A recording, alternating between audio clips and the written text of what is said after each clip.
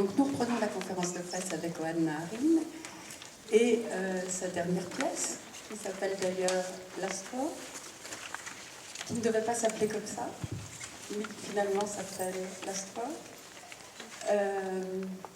Ça a une dimension à la fois très banale et un peu dramatique.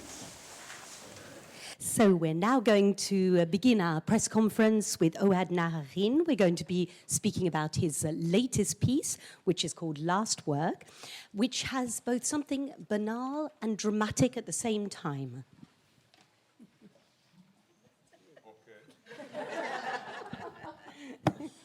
Why? Pourquoi ce changement de titre? So why this change? Change of what? The title? Of title. I like changes. J'aime le changement. And at some point, I think 3 months ago, Montpellier Festival has asked what is the name of the work. And at that moment, I decided that the name will be The Ballerina, the Baby, and Me. It has to do with some codes I was working with the dancers. I always like to have codes when I meet the dancers in the beginning of the process. Alors en fait, il y a 3 mois, Montpellier Danse m'a demandé quel allait être le titre, le nom de mon pièce en fait, et j'ai dit le ballerine, le bébé et moi. Et en fait, c'était lié au code que j'essaie d'établir avec les danseurs. And one of the codes for the process that I've started with the dancers was that we are all either a ballerina, a baby, or an executioner. That was the 3 kind of characters that you can be all of the above or can be one of them. It's something that was part of wide range of other things that we were discussing. And I just thought I will call the piece The Baby, the Ballerina, and Me. And later on, I decided that this information was good for us as codes, but I didn't like it as telling and creating some kind of point of reference. So I changed the name. Alors, en fait, c'était un code que j'avais établi avec les danseurs et on avait décidé ensemble, en quelque sorte, que nous étions soit ballerines, soit bébés, soit tueurs, carrément. Et ça faisait partie d'une discussion que nous avions ensemble.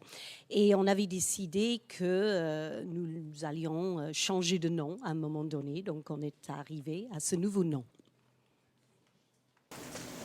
Alors pourquoi ce nouveau nom, The Last Word? And why this name, The Last Work? Well, maybe it is my last work, you know. Well, it is for sure my most recent work, and for now it is my last work. But also maybe it is my last work. You never know. It's not a decision. A lot of what's happened to me in my life, it's beyond my control. And if you look at what's going on in our country, I don't know. Alors peut-être qu'effectivement, c'est mon dernier œuvre, on ne sait jamais, on ne sait pas ce qui peut nous arriver. Donc peut-être que c'est ça, quand on regarde ce qui se passe dans mon pays, on ne sait jamais, vraiment. Et beaucoup de ce qui m'arrive dans la vie me dépasse, donc oui, pourquoi pas, peut-être mon dernier œuvre. And also, you know, it's just a name. We shouldn't put too much, we shouldn't give a name too much credit and too much importance, you know. It is just a name, and it's a name shouldn't tell so much about its subject. It's more like a title that we can refer to different things by their title, but the title not necessary. It could be a number. I have named pieces with numbers, and it's part of a game, and it's part of game I was playing at the time with my dancers. But actually, when I think of last work, I wanted to name my all last 3 pieces that I've done last work, and people convinced me not to do that, but this time I didn't listen to them, and I did. En fait, ce n'est qu'un titre après tout. Il ne faut pas donner trop d'importance à un nom, à un titre. Et quelque part, j'ai déjà utilisé des numéros pour mes pièces, donc pourquoi pas un numéro. C'était un jeu avec les danseurs. Et ça faisait déjà 3 fois que j'avais essayé d'utiliser le nom ou le titre Last Work et on m'a empêché. Cette fois-ci, j'y suis arrivée. Qu'est-ce qui vous donne envie de vous relancer dans une nouvelle création? So what inspires you to start a new work, a new creation?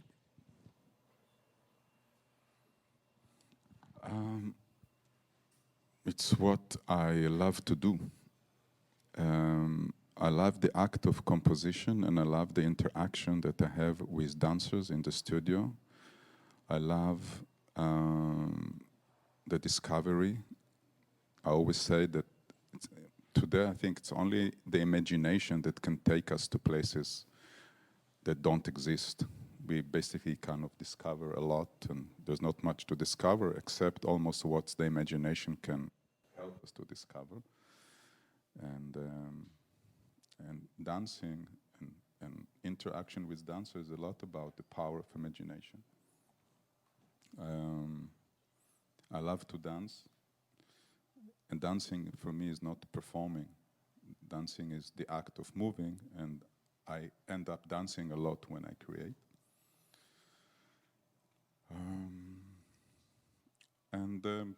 Something about I feel very alive and kind of really connect to the elements. I sleep better, I dream better when I create. So why not? Alors en fait, je fais ce que j'aime. Je fais ce que j'aime. J'adore faire la composition. J'adore l'interaction avec les danseurs dans le studio. J'adore la découverte. J'adore découvrir. Je pense que l'imagination peut nous amener où on veut. On peut tout faire à travers l'imaginaire et l'imagination. J'adore danser aussi. Pas pour la performance, mais pour le mouvement que ça me procure. Je danse beaucoup pendant une création. Et quelque part, je me sens en vie, je me sens vivre, je me sens vibrer, je suis plus connectée avec les éléments et je suis plus en harmonie avec moi-même. Je dors mieux, je rêve mieux, tout va mieux. Quelle est la musique que vous avez choisie justement pour The Last Walk? C'est une composition originale, mais en même temps, vous avez été, vous êtes d'une certaine façon partie prenante aussi de cette création? So how about the choice of music for this work? It's an original creation, but you were involved in the creation. So how did you actually choose all of this? A lot of the music for this piece is composed by a German musician, and Grisha Lichtenberger, whom I was introduced to his music through an internet website. Do you know how when you listen to music on websites, sometimes it will recommend you to listen to other people if you like someone? I was actually listening to Alta Nova, is someone I like, and it says if you like him, you might like Grisha Lichtenberger. That was less than 6 months ago, and I listened to Grisha Lichtenberger and really liked something about him and wrote to him. And he came to Israel, and we start working together. And he is a very open-minded, very talented, and very particular. I like how he can make a kind of sublimation of what he sees into how it comes out in sounds, something I couldn't imagine and something totally fresh that he brings into the process, and upgrading the moments. He's very minimalist, but he loves strong, big emotions, and he's very low-tech, actually, in a sense that he's not trying to get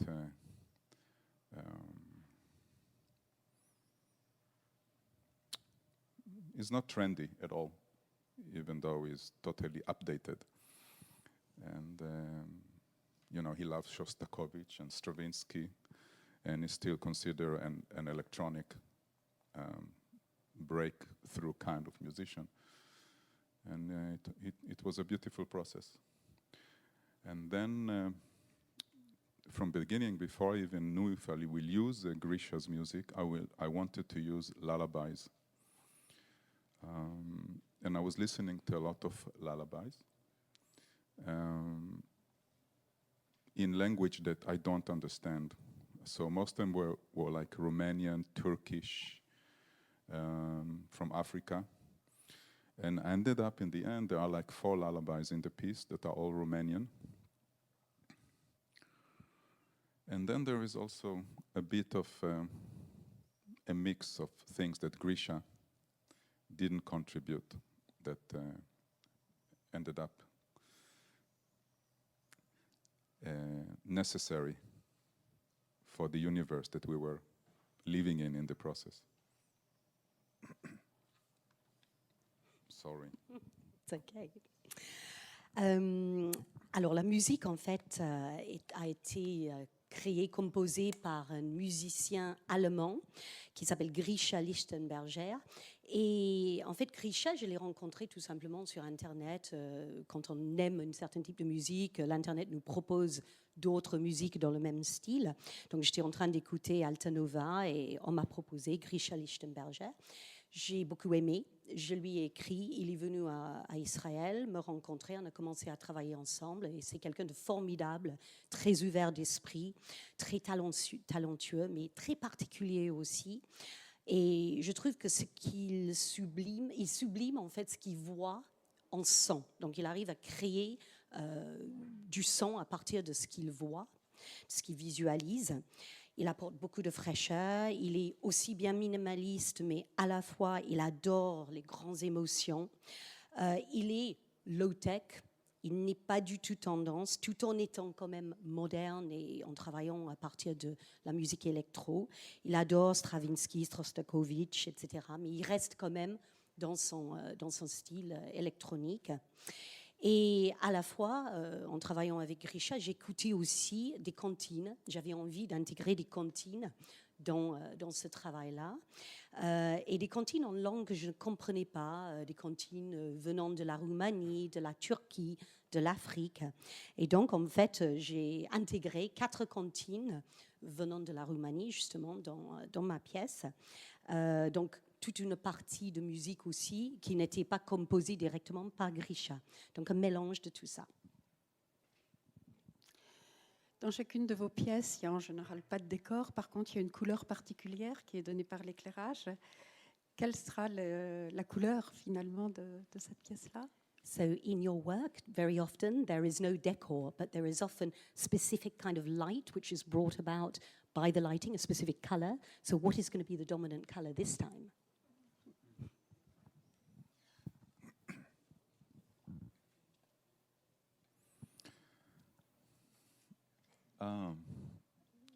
I'm a colorblind, actually. I am not serious, but a little bit. It's not one dominant color, because in the piece there is a cool atmosphere and also warm atmosphere. Yet the importance of light is huge, because it's allow us to see. And I'm lucky to work with a light designer who, again, like Grisha, can upgrade and bring something to the work that both enhance the range of beauty in it, the range of emotions in it, the depth, the dimensions of it. And this lighting designer, Bambi, I worked with him for 25 years, and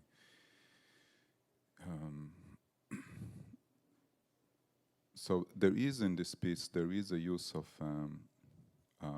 lights that can create a very clear colors, more than maybe in other pieces that in the past. It's you know, it's LED. We can talk about the instruments. Today you can create a light stage with the LED light, and the LED light has an advantage that you can easily and relatively cheaply. We never use expensive lights because we don't have the money. And that's what I like about Bambi, that he can do more with less. And I'm very happy. I don't envy big production and complicate moving lights, whatever. But when he offered to use those particular lights, we did buy a particular instruments, and it does create an atmosphere and help the atmosphere of the work, especially the first half of it. Alors en fait, il faut savoir que je ne reconnais pas très bien les couleurs. Et finalement, dans cette pièce, il n'y a pas une couleur qui domine en fait. On navigue entre la fraîcheur et la chaleur, donc différentes ambiances. Et j'ai eu beaucoup de chance. Depuis 25 ans, je travaille avec un technicien de lumière qui s'appelle Bambi, donc qui me suit, qui est quelqu'un de formidable comme Grishka. C'est vraiment quelqu'un qui est à mes côtés depuis longtemps. Et c'est quelqu'un qui sait, à travers la lumière, rajouter la beauté, l'émotion, une certaine profondeur aussi. Et avec lui, on est arrivé cette fois-ci à travailler à partir de LED. C'est un petit peu la technologie actuelle. Et avec ces lumières LED, on arrive à créer une couleur très, très claire, très lumineuse. Et à partir de ça, on a créé une ambiance. Et en plus, ce qui est vraiment bien, c'est que c'est facile. On a un petit peu investi dans cette technologie LED. Mais finalement, on peut créer une ambiance à partir des lumières LED sans investir beaucoup, ce qui est très bien parce qu'on n'a pas beaucoup à investir chez nous. Donc, c'est une bonne chose. Donc, on aura cette ambiance-là et on a créé une véritable ambiance et tout particulièrement, vous allez voir, dans la première partie de la pièce. Vous créez toutes vos pièces maintenant à partir de la technique Gaga que vous avez inventée vous-même. Est-ce que cette technique évolue et est-ce que le fait de créer des pièces l'a fait évoluer? So for the moment, you've been working with the Gaga technique and you're going to continue working with that. Has the technique evolved or are you planning to take it somewhere else? C'est pas tout à fait ça la question, c'est est-ce que en créant de nouvelles pièces, cette technique évolue parce qu'il crée de nouvelles pièces? So by creating new work, is the Gaga technique evolving naturally through the work?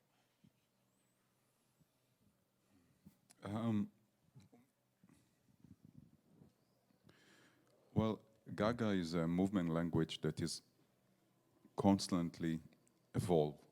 And Gaga is not a choreography. Yes. Sometimes people mistakenly say, use Gaga, or we see Gaga, or Gaga technique on stage. Gaga is a toolbox that helps people to interpret, not just my choreography.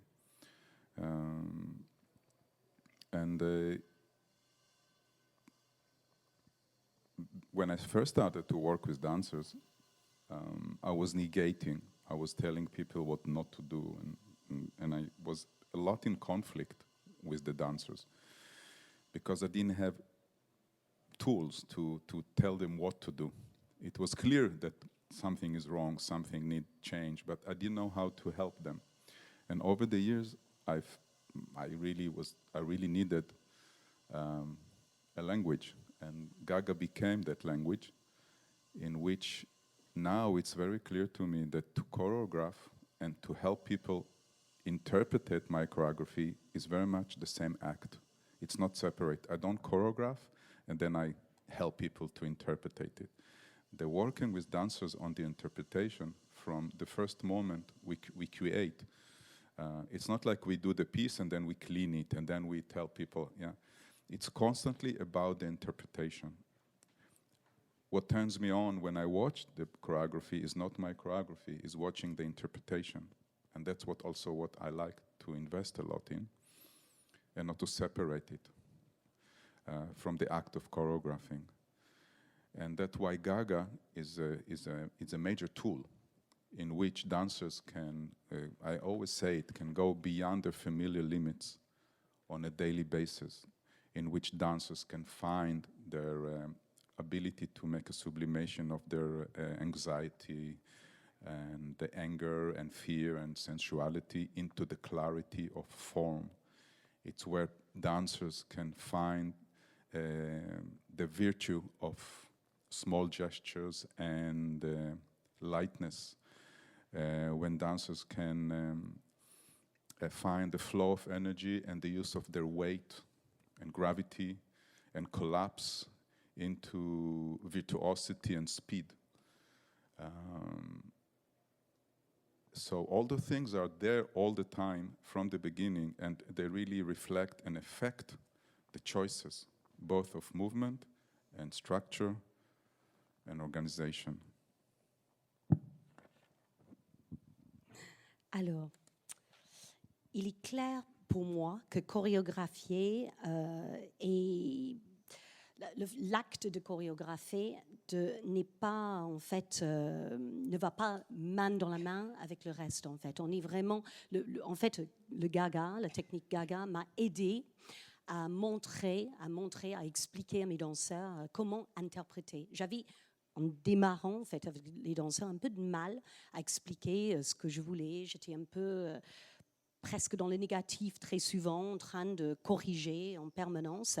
Et avec le Gaga, ça m'a aidé vraiment à reprendre une approche qui m'a aidé à faire comprendre dès le début aux danseurs comment s'insérer dans l'interprétation.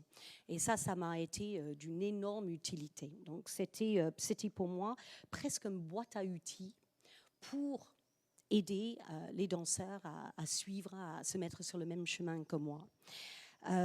C'était, et ça continue d'être pour moi cet outil qui permet aux danseurs de sublimer la colère, l'émotion, la peur, la sensualité. Quelque part, c'est une somme de petits gestes. Ça permet aussi aux danseurs de canaliser leur flux d'énergie, d'utiliser leur poids, d'utiliser la gravité aussi, et d'avoir aussi une approche de la vitesse, de les aider à acquérir une certaine vélocité. Donc en fait, tout est là et tout reflète le mouvement et la structure. Also, I think through this research, I also realized, and we realized, something about the importance of looking not necessarily to be excellent or very good, and somehow through admitting how far we are from being perfect, we can create sublime moments. And it's not contradiction to be far from being perfect and create sublime moments. Sometimes people think about dance that is about searching to become perfect. And whoever is searching to become perfect remain in a very conservative world. And for me to be excellent or good or mediocre, they all live very close to each other. Good, excellent, and mediocre. It's very close. It's not so far from each other. What is very far from that is sublime. Is this, and this is, you know, and it's not like I know how to do it, but the idea that this is what it's about. And I say it also as someone who watch. I can come to a performance and I can see 5 seconds, 5 seconds of sublime moments, and I'm very happy. And I can see an excellent show for 1 hour, and I can be very disappointed. So the excellent of the show doesn't turn me on. 5 seconds of sublime moments in maybe another less can be a lot more satisfying. And this is something that is very important, because the thing is that a lot of us are missing it, because for us it's very easy to remain Is it okay? Maybe we'll do it. Okay. No, maybe I, no. Go on. Yeah. To the end. You understand English, no? Because it's very important because many of us, when we watch dance, it's easy for us to identify the good and the excellent. But many times, because of it, we miss the few 5 seconds of sublime moments. And if you miss it, it's bad. It's too bad, you know, because this is what it's about. This is what is worth it. And those 5 seconds is also, it's what pushing what we do forward. It's what creates the new codes. It's what make culture. It's not the excellent, because the excellent work within what is already established. It's within the culture that already exists. But when we identify those seconds and we see them, then we are pushed also into other territories that really this is where I wish to be as a spectator and also as a creator. And it's very important that we all also able to see it and also to remember the importance of it and to look less for what can be called excellent, because excellent has a lot to do with point of references, and to have this fresh way of looking at things can show us something sublime. Alors, aussi, à travers cette recherche, on a compris, j'ai compris, on a compris ensemble l'importance de ne pas rechercher simplement l'excellence, d'aller au-delà de l'excellence, de créer des moments sublimes sans perfection, sans quête de la perfection. Et parfois, on pense, quand on considère la danse, on pense très souvent que c'est la recherche de la perfection, justement. Et on laisse à côté la médiocrité et les différentes nuances entre les deux. Alors pour moi, en fait, c'est la sublime qui compte. C'est vraiment cette quête de sublimation. Et je viens très souvent observer des performances. Et si je ressens 5 secondes, serait-ce que 5 secondes de sublime, ça me va. Beaucoup plus que de l'excellence technique, en fait. Donc voilà, pour moi, c'est vraiment ça qui m'inspire. Et quand on est dans la danse, ou quand on regarde la danse, ou quand on fait de la danse, en fait, je pense qu'il faut considérer cela et dépasser la notion de la perfection ou de l'excellence en danse. Sinon, on va rater ces 5 secondes de sublime, que nous soyons spectateurs ou danseurs ou chorégraphes, c'est la même chose. Et ce sont ces 5 secondes de sublime qui nous permettent justement de créer des codes nouvelles. C'est ce qui nous permet aussi de nous propulser vers d'autres territoires, aussi bien en tant que spectateurs que créateurs. Donc il faut apprendre cela. C'est vraiment là-dessus que je base mon travail aujourd'hui. Et donc, comment choisissez-vous vos danseurs pour arriver à ces moments? So how do you choose your dancers in order to reach those moments? We have 2 companies. We have the junior company, the ensemble. And for the ensemble, we have auditions every year. And then we have a chance to spend with those dancers 2 to 3 years and to really get to know them and for them to really get to know me. And this way I can recognize in them if I want to continue work with them in the main company. Many times I choose dancers that I recognize their treasures, and many times those treasures are still hidden, but you can see that they're there. So a lot of our experience together is about giving them keys to open up and use those treasures. But I don't have a type. If you look at the company, you see that I don't have a type. Not body type, not fantasy type. But I think we do share, all of us, kind of, and we agree about why and how we want to dance. There is something common that we agree. Just the fact that from the time you go into Batsheva, you never watch yourself in the mirror. You don't. You just don't see yourself. some people, some dancers want to see themselves in the mirror. It's a pity, but so just this basic agreement. So we do have to agree about things. Alors en fait, on a deux compagnies, dont la compagnie junior où on fait des auditions tous les ans. Après, on passe 2 à 3 ans avec les danseurs, donc suffisamment de temps pour apprendre à se connaître. Et pour moi, c'est l'occasion aussi de décider si nous allons continuer à faire du chemin ensemble ou pas. Et très souvent, chez ces jeunes danseurs, il y a des trésors cachés, des trésors qui ne sont pas visibles pour le moment. Et en fait, quelque part, le travail, c'est de donner des clés pour ouvrir ces trésors. Donc ça, c'est vraiment, pour moi, ce qui est important. Je n'ai pas de type. Je ne cherche pas un type particulier. Tous ceux qui connaissent Bat Shiva le sauront.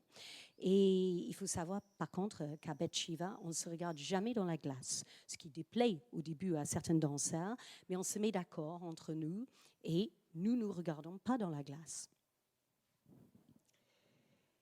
Thank you. Est-ce que vous avez des questions? J'imagine que oui.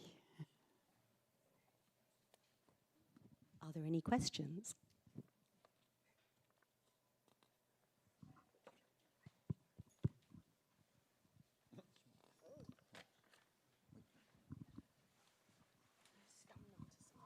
Hello.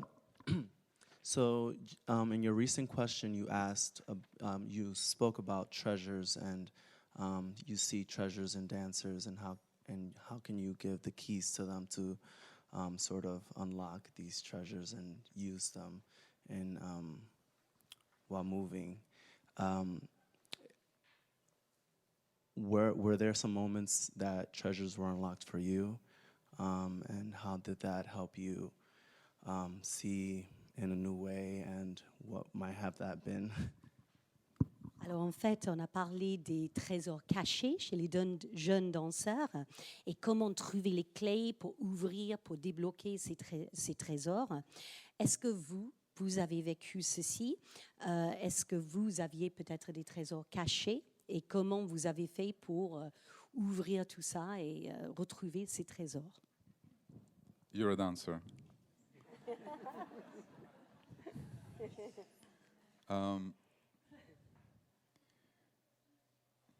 There's a big scope. You can talk about the scope of sensations, how sensitive you are. Many of us, when we sit here, we're not really aware to the space between our fingers. We're not aware of the weight of our body parts. We're not aware of the flow of energy in our body, and we're blocking it. We're not aware of places of atrophy in our body. Or we are having movement habits, and we use them without acquiring new ones. So a lot of those, what I call it, the key is about an awareness to all of the above that can develop new movement habits, the different efficiency of movement, and different use of the scope of sensations. When we are, it's not just dancers, it's people. Just to feel the weight of your head. And one of the most particular, we can demonstrate it with you something if you want. Yeah, can you come here for a second? Alors j'en profite pour traduire pendant qu'il arrive. Donc en fait, on est en train de travailler sur le niveau de sensibilité de chacun.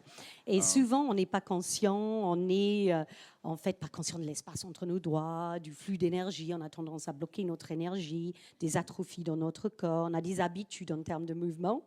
Donc la clé, c'est d'en être conscient de l'étendue des sensations. Okay. Donc on va faire une expérience. Can you just take your arms from all the way down, up? Just take them up. Okay. Can you now do it again? And can you feel the weight of your arms when you lift them up? Feel that you're measuring the weight of your arms and take them up. Just, you know how much your arms weigh. all the way up, yeah, as you take them up. Okay, you see the different quality when he does it, when you listen to the weight of the arms, for example. Can you now try one more thing? Can you lift your arm, but feel that you lift your arm with, we call it in Gaga, we call it far away engines.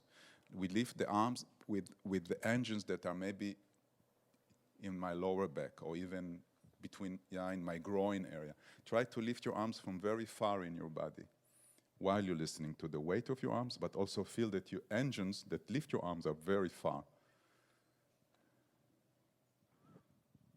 Very far in your body.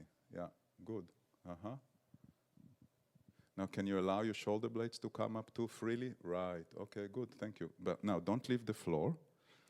On the contrary, feel that you're actually getting heavier. You lift your arms, but you get heavier. You're grounded. You're almost digging a hole in the floor to lift your arms up. Good. This is just, small details that you can discuss. And we're only talking about scope of sensations. We didn't open up any blockages of emotions or traumas or things like this. But through it, you can actually reach very intimate level. And it's a lot about delicacy. Eventually, it becomes a research on a molecular level. And it can be confusing because in a way you don't want to be so aware. But it is about an awareness that creates a safety net and freedom. Because I don't believe in losing control. I don't believe that losing control is good. I feel that great artists and great dancers, great creators know what they're doing. Even in the most abandoned moment, in the most free moment, and when it looks like they're out of control, no, they know what they're doing. So it's a lot about that. Because also in dance, if you lose control, you can also hurt yourself and you can hurt somebody else. So that's... So, what do you think? You want to... Feels good? Yeah. Thank you.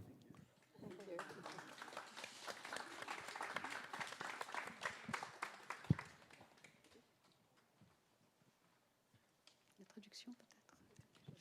Alors, je vais vous faire la traduction très succincte parce qu'il valait mieux laisser faire ça de manière naturelle. Non, pas la traduction du geste peut-être. Oui, voilà, c'est ça. Alors, en fait, on a bien vu le poids des bras, une fois qu'ils commençaient à prendre conscience. Et c'est décrit comme se faire stimuler ou pousser par des engins très lointains. Des engins très lointains. Et donc aller chercher l'énergie dans le bas du dos ou ailleurs, dans des endroits où on n'imaginerait pas le chercher. Alors en fait, c'est une question de détails, c'est une question ici, dans le cas précis, de sensations physiques. On n'est pas en train de débloquer des émotions ou des traumas, on est beaucoup plus sur le mouvement et la visualisation du mouvement. Et c'est presque, Ouad le décrit comme une recherche moléculaire en quelque sorte.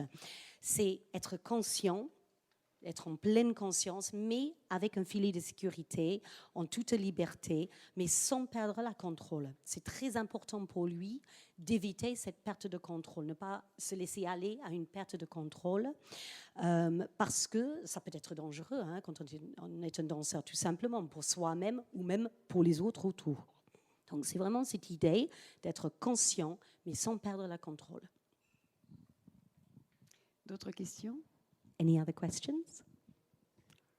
Réflexion.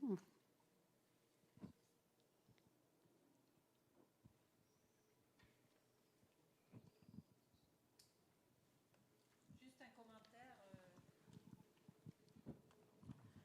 Parce que vraiment, c'est très touchant ce qui s'est passé avec le danseur. Et c'est rassurant que l'excellence qui est atteinte soit faite au niveau de l'humain, grâce au levier de l'humain et des sensations.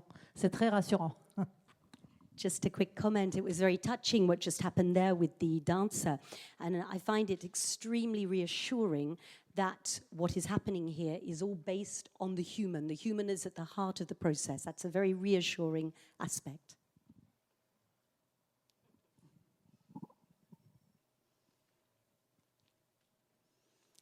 Si personne d'autre ne veut rien dire, ça va être le mot de la fin. So we will bring things to a gentle close if nobody has anything else to say. Alors merci beaucoup, merci Ouad. Thank you. Thank you, Ouad.